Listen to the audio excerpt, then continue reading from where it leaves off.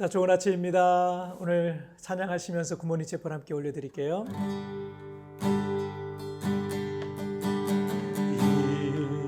이곳에 생명샘 솟아나 눈물골짝 지나갈 때에 먼잖아 열매 맺히고 웃음소리 넘쳐나리라. 다시 한번. 이곳에 생명샘 솟아나 눈물골짝 지나갈 때에 머잖아 열매 맺히고 웃음소리 넘쳐나리라. 호텔도 구름도 바람도 넓은 바다도 찬양하라 찬양하라 예수를. 하늘을 울리며 노래해 나의 영혼아 은혜의 주 은혜의 주 은혜의 주. 그날에 하늘이 열리고 모든 이가 보게 되리라.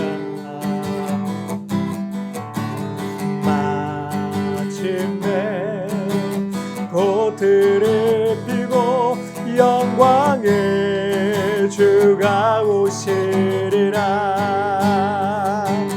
꽃들도 구름도 바람도 넓은 바다도 찬양하라 찬양하라 예수를. 하늘을 울리며 노래해 나의 영혼아 은혜의 주 은혜의 주 은혜의 주. 꽃들도 구름도 바람도 넓은 바다도 찬양하라 찬양하라 예수를. 하늘을 울리며 노래해 나의 영혼아 은혜의 주 은혜의 주 은혜의 주.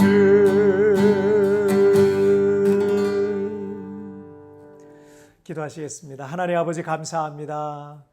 오늘 이 아침을 또 하나님 앞에 굿모닝 채플로 하나님 앞에 예배합니다. 이 예배하는 이곳에 주님 임하여 주시고 하나님을 만나는 시간이요 하나님의 음성을 듣는 귀한 시간 되게 해 주옵소서. 내 인생에 더 이상 소망이 없을 것 같은 그런 상황과 환경과 처지에 놓여 있다 할지라도 하나님 끝까지 나를 놓지 아니하시고 붙들고 계시는 그 하나님의 손길을 경험하는 오늘 이 시간이 되어지게 하여 주옵소서. 감사하며 예수님의 이름으로 기도하옵나이다. 아멘. 자, 오늘 우리에게 주시는 하나님 말씀은 시편 31편 9절부터 24절까지의 말씀입니다. 시편 31편 9절부터 24절까지의 말씀 제가 쉬운 성경으로 봉독해 드리겠습니다. 여호와여 나를 불쌍히 여겨 주소서. 너무나 괴롭습니다. 너무 슬피 울어서 눈이 잘 보이지 않고 몸과 마음이 슬픔으로 지쳐 있습니다. 번민으로 신음하면서 세월을 보냅니다. 근심으로 기운을 잃었으며 슬픔과 탄식으로 내 뼈가 점점 약해져 가고 있습니다. 내 원수들 때문에 내 이웃들에게도 철저하게 무시를 당하고 있습니다. 나의 창박한 모습을 보고 내 친구들이 놀라고 거리에서 만나는 사람들마다 내 모습을 보고 무서워 도망칩니다. 마치 내가 죽기라도 한 듯이 나를 기억하지도 못합니다. 나는 깨어진 질그릇과도 같습니다. 나를 업신여기고 비방하는 말들을 들었습니다. 사방에서 무시무시한 소리가 내게 들려옵니다. 저들이 악한 계획을 세우고 나를 죽이려고 합니다. 그러나 여호와여 내가 주님만을 굳게 믿습니다. 주님은 나의 하나님이십니다. 내 목숨이 주님의 손에 달려 있으니 나를 원수의 손아귀에서 건져주시고 나를 뒤쫓아오는 자들에게서 구하여 주소서. 주님의 얼굴을 주님의 종인 내게 비춰주시고 주님의 변함없는 사랑으로 나를 구해 주소서. 오 여호와여, 내가 주님께 부르짖으니 부끄러움을 당하지 않게 해주소서. 그 대신 악한 자들이 부끄러움을 당하게 해주시고 그들이 무덤 속에서 조용히 누워있게 해주소서. 거짓말하는 악인들은 벙어리가 되게 해주소서. 그들은 거만한 언어와 경멸하는 말투로 의로운 사람들의 마음을 아프게 합니다. 주님은 참으로 인자하신 분이십니다. 주님을 찾는 사람들을 위해 주님의 은총을 마련해 두셨습니다. 특별히 주님은 많은 사람들 앞에서 그들에게 은총을 주십니다. 주님의 피난처에 그들을 숨겨주시고 사람들이 그들을 해치려고 할 때 보호해 주십니다. 그들을 안전하게 보살펴 주시고 그들을 비난하는 말로부터 보호해 주십니다. 여호와를 찬양합니다. 내가 포위된 마을 안에 갇혀 있었을 때 그분이 내게 놀라운 사랑을 보여주셨습니다. 근심 중에 있었을 때 나는 하나님은 나를 보실 수 없어 라고 말했습니다. 그러나 주님은 나의 부르짖음에 귀를 기울이시고 나를 불쌍히 여기시고 도와주셨습니다. 주의 모든 성도들이여 여호와를 사랑하십시오. 여호와께서는 신실한 사람들을 보호하십니다. 그러나 거만한 사람들은 반드시 벌하실 것입니다. 여호와께 소망을 두는 여러분들이여 마음을 굳게 하고 힘을 내십시오. 아멘. 제가 전에 섬기던 교회에 주님을 정말 잘 섬기시던, 교회를 정말 사랑하고 주님을 잘 섬기시던 한 권사님이 계셨습니다. 우리 권사님은 오랫동안 암 투병하고 계시는 남편이 계셨어요. 그 남편을 아주 지극정성으로 간호하셨습니다. 그러던 어느 날 남편분께서 건강이 이제 악화되신 거예요. 상황이 너무 안 좋아서 집 근처에 있는 큰 병원 응급실로 모시고 갔습니다.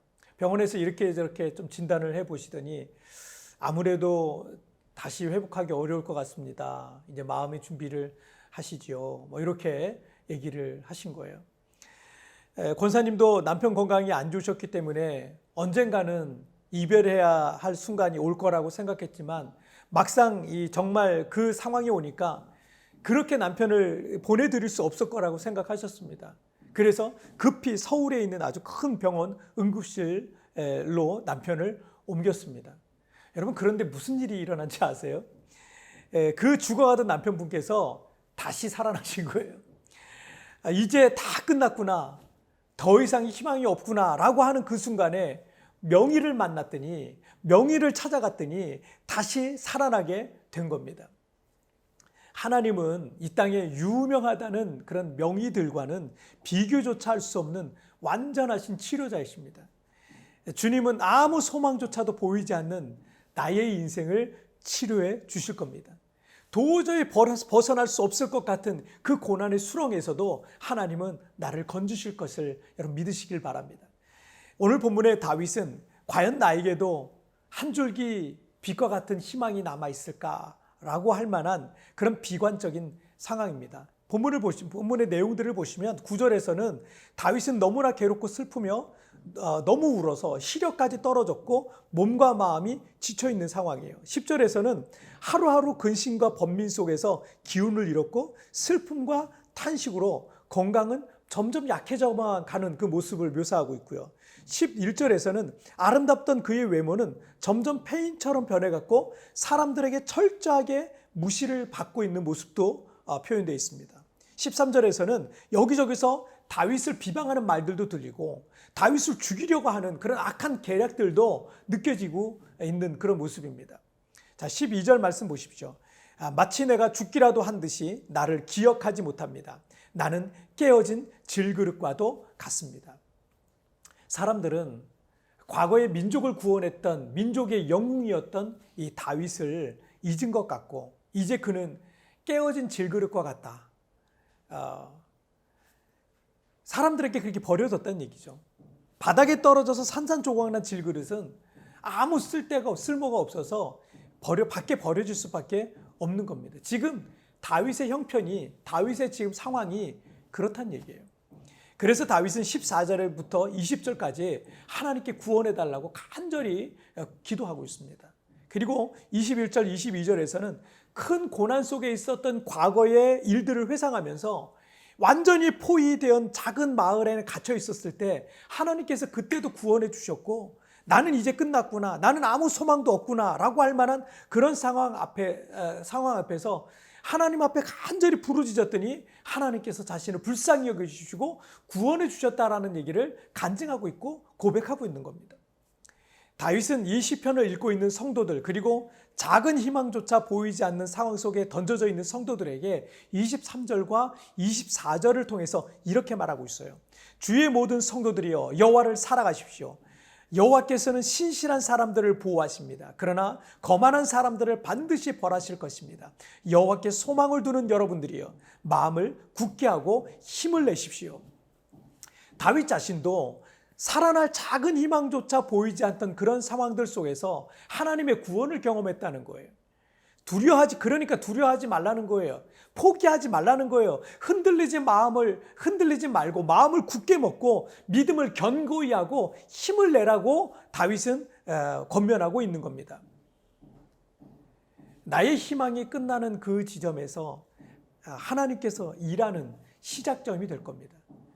나의 희망은 끝났지만 하나님의 새로운 계획이 시작이 될 것입니다.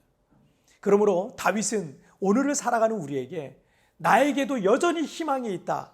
주님이 나의 희망이다. 라고 담대하게 선포하며 말하고 있는 것입니다. 우리 기도하시겠습니다. 살아계신 하나님 아버지 감사합니다. 나에게도 희망이 있을까? 나의 이런 모습, 나의 이런 형편, 나의 이런 처지 속에 나에게도 작은 희망이라도 남은 것일까?